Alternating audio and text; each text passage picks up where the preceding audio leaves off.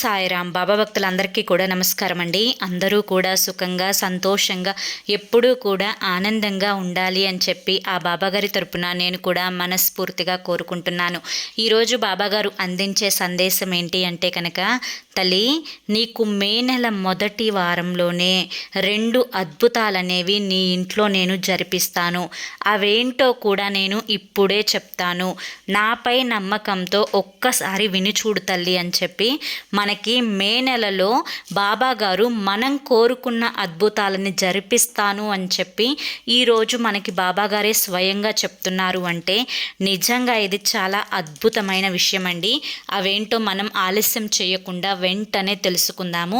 చాలామంది కూడా బాబాగారి సందేశం వినే ముందు బాబాగారికి అంటే ఇష్టం ఉంటుందో, బాబాగారు అంటే ఎవరికైతే నమ్మకం గౌరవం ఉంటుందో వారందరూ కూడా ఈ వీడియోకి ఒక చిన్న లైక్ ఇవ్వడం మాత్రం అస్సలు మర్చిపోవద్దు.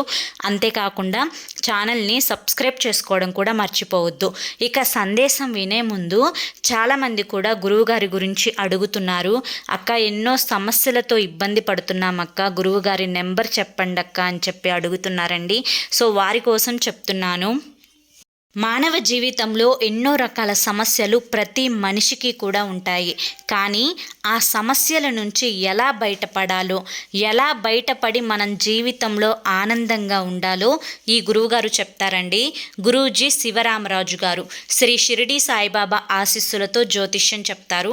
Phone number 9959422552.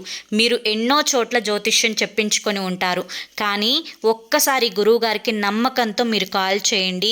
ప్రేమ, పెళ్ళి, ఉద్యోగం, రాజకీయం, సంతానం కలగకపోయినా, భార్యాభర్తల మధ్య ఏదన్నా గొడవలున్నా కానీ, పిల్లల ఉన్నత చదువుల కోసం కానీ, ఇలా మీరు ఏ సమస్యతో బాధపడుతున్నా కానీ ఆ సమస్యలకు తగిన పూజలు చేసి గురువుగారు పరిష్కారాన్ని చూపిస్తారండి.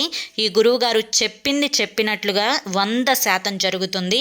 నమ్మకంతో కాల్ చేసి మీ సమస్యల నుంచి బయటపడి ఆనందంగా జీవితంలో ముందుకు వెళ్ళండి. ఇక ఇప్పుడు బాబాగారి సందేశం ఏంటో తెలుసుకుందామండి. తల్లి, ఇప్పటి వరకు నాకు ఈ 2 జరిగితే చాలు అని చెప్పి ఎన్నోసార్లు నన్ను అడుగుతూ ఉన్నావు. అయితే నువ్వు ఏదైతే కోరుకున్నావో అది నీకు మే నెల మొదటి వారంలోనే జరిగేలా చూస్తాను అని నేను ఇప్పుడు ప్రమాణం చేసి చెప్తున్నానమ్మా. ఎందుకు ఇలా చెప్తున్నానో నీకు ఒక చిన్న కథను వినిపిస్తాను తల్లి, జాగ్రత్తగా విను. ఒక ఊర్లో ఒక ఆవిడ ఉంది. ఇది కథ అని చెప్పుకునే కంటే కూడా నిజ జీవిత సంఘటన అని నేను చెప్తే చాలా బాగుంటుంది. ఎందుకంటే ఇది నిజంగా బాబాగారి యొక్క భక్తురాలికి జరిగిన ఒక అద్భుతమైన సంఘటన. తను చాలా కష్టజీవి. చిన్నప్పటి నుంచి ఎన్నో కష్టాలను ఆవిడ పడింది. అన్నింటినీ కూడా తట్టుకొని పెళ్లి వయసు వరకు వచ్చిన తర్వాత తల్లిదండ్రులు ఆవిడకు పెళ్లి చేసి పంపించారు. సరే, చిన్నప్పుడు కష్టాలు పడాను కదా, పెళ్ళైనాకైనా కానీ నా జీవితం కొత్తగా ఆరంభమవుతుందేమో అని ఆశపడింది. కానీ భర్త మద్యానికి తాగుడికి బానిసయ్యి ప్రతిరోజు కూడా ఆవిడను హింసించడం మొదలుపెట్టాడు. ఇలా కొన్ని సంవత్సరాలలోనే ఆవిడకు 2 బిడ్డలు జన్మించడము, అదేవిధంగా ఆ పిల్లలిద్దరూ కూడా పెద్దవాళ్ళు అవ్వడం జరిగింది. ఇక తన భర్త పూర్తిగా తాగుడుకు బానిస అవ్వడం వల్ల అనారోగ్యంతో చనిపోతాడు. ఇక అనారోగ్యంతో చనిపోయిన భర్తను చూసుకొని, అదేవిధంగా ఎదిగిన పిల్లల్ని చూసుకొని నా జీవితం ఇలా నడి సముద్రంలో మునిగిన పరిస్థితి అయిపోయింది. నేను ఎప్పుడు ఏ తీరం వైపుకు వెళ్ళాలో కూడా అర్థం కాని స్థితిలో ఉన్నాను బాబా. నా బిడ్డకు మంచి సంబంధం కుదిరి కనీసం నా జీవితంలా కాకుండా తన జీవితమైన ఆనందంగా ఉండేలా చూడండి బాబా అని చెప్పి ప్రతిరోజు కూడా బాబాగారికి మొరపెట్టుకుంటూ ఉండేది. అదేవిధంగా ప్రతి గురువారం కూడా బాబాగారి గుడికి వెళ్ళి బాబాగారి పాదాల మీద సాష్టాంగ నమస్కారం చేసుకొని నా బిడ్డకు మంచి సంబంధం వచ్చేలా చూడండి బాబా. అదేవిధంగా తన కొడుకు మంచిగా బీటెక్ వరకు చదువుకున్నాడు.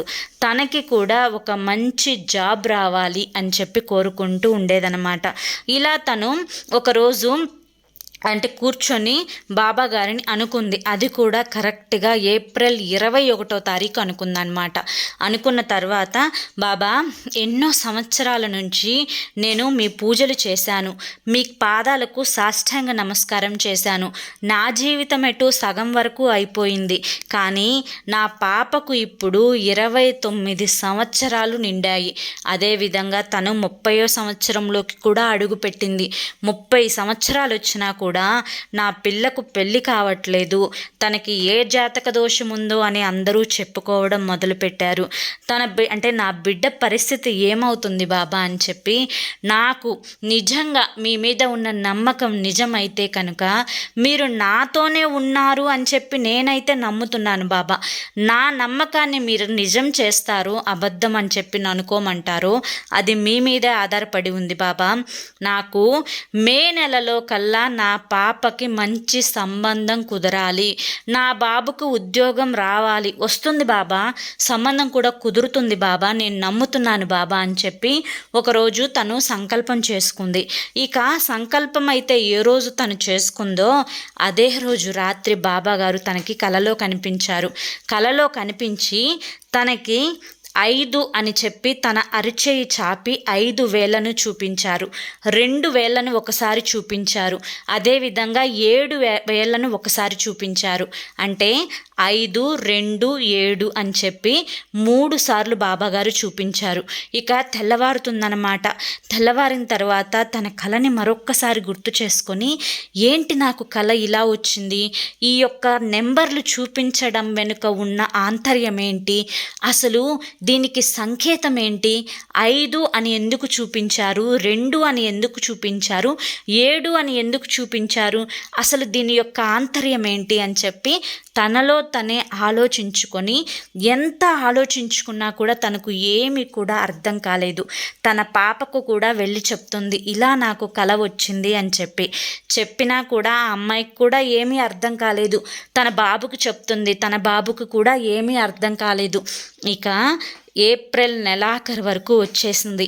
మే 1వ తారీఖు కూడా వచ్చింది. ఇక మే 2వ తారీఖు వచ్చింది.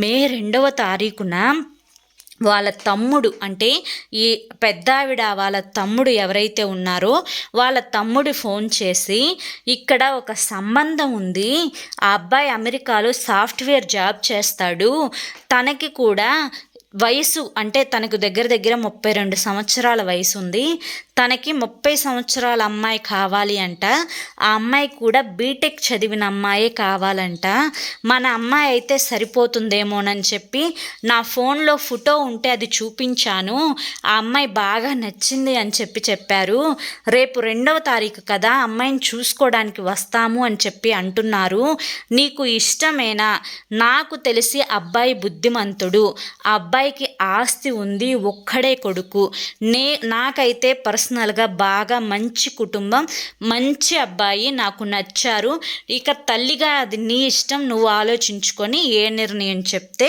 2వ తారీఖు వాళ్ళు వచ్చి చూసుకుంటారు అని చెప్తారనమాట. అయితే ఇంతకంటే నాకేం కావాలి, అమ్మాయి పెళ్ళవడమే కదా నాకు ముఖ్యం అనుకొని ఇక వాళ్ళని రమ్మని చెప్తుంది. ఇక మే 2వ తారీఖు వాళ్ళు వస్తారనమాట.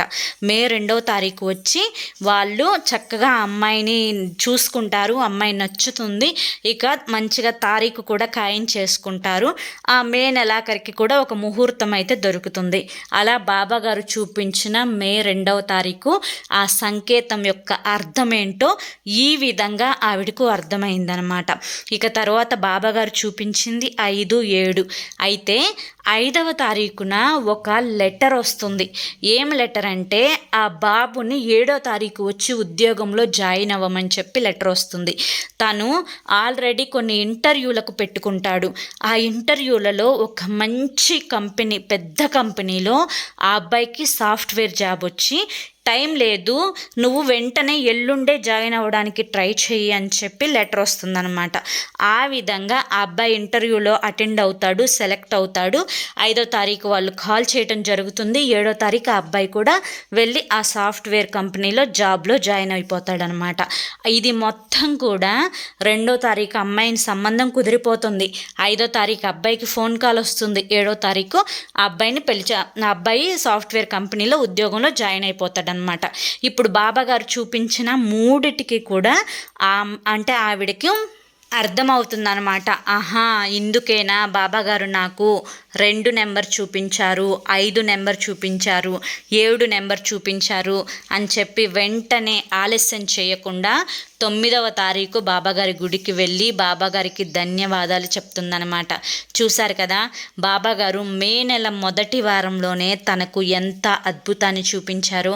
ఏవైనా కానీ సరే మనిషి జీవితంలో కష్టాలనేవి ఒకేసారి వెంటనే వస్తూ ఉంటాయి. అవి చూసి భయపడిపోతూ ఉంటాము. అలా కాకుండా కొన్నిసార్లు అదృష్టాలు కూడా వెంటనే వస్తూ ఉంటాయి. అవి చూసి ఆనందపడిపోతూ ఉంటాము. తల్లి, ఇదే మానవ జీవితం అనుకుంటే ఎలా కుదురుతుందమ్మా?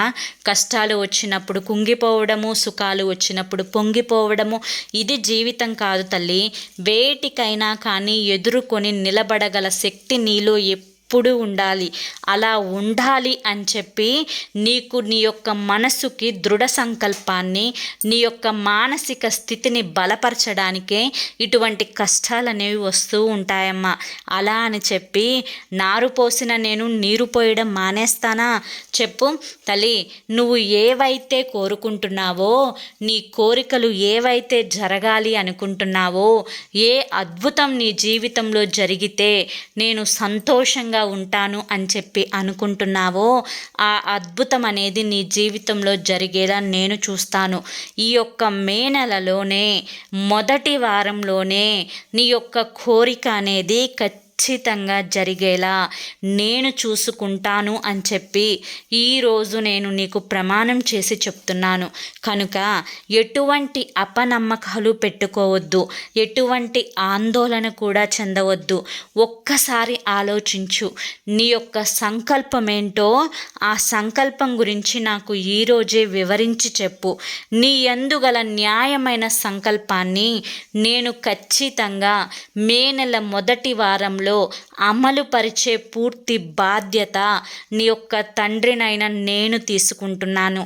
కనుక దీని గురించి ఇక ఆలోచన మానివేసి ప్రతిరోజు కూడా సంతోషంగా ఉండడానికి, ఆనందంగా జీవితాన్ని గడపడానికి ప్రయత్నించు.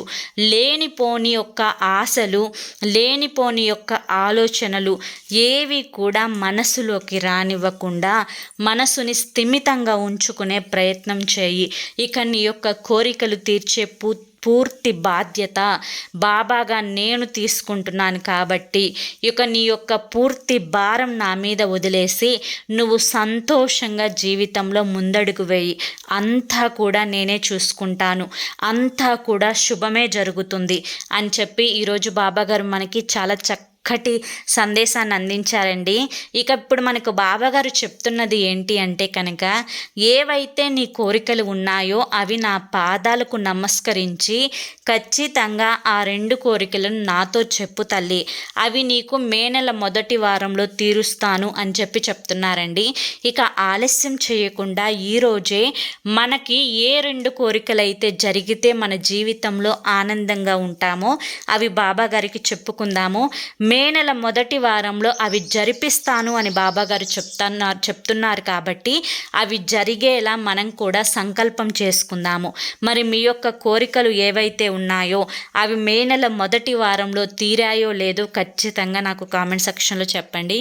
మరి ఈరోజు బాబాగారి యొక్క సందేశం మీకు నచ్చింది అనిపిస్తే ఒక చిన్న లైక్ ఇవ్వండి ఫ్రెండ్స్. మొదటిసారి సాయి పిలుపు ఛానల్లోకి వస్తే ఛానల్ని సబ్స్క్రైబ్ చేసుకొని సపోర్ట్ చేయండి. రేపు మరొక మంచి సందేశంతో తప్పకుండా కలుసుకుందాం. అంతవరకు కూడా బాబా ఆశీస్సులు మీపై ఉండాలి అని చెప్పి మనస్ఫూర్తిగా కోరుకుంటూ సర్వే జనా సుఖినో భవంతు. ఓం సాయిరామ్.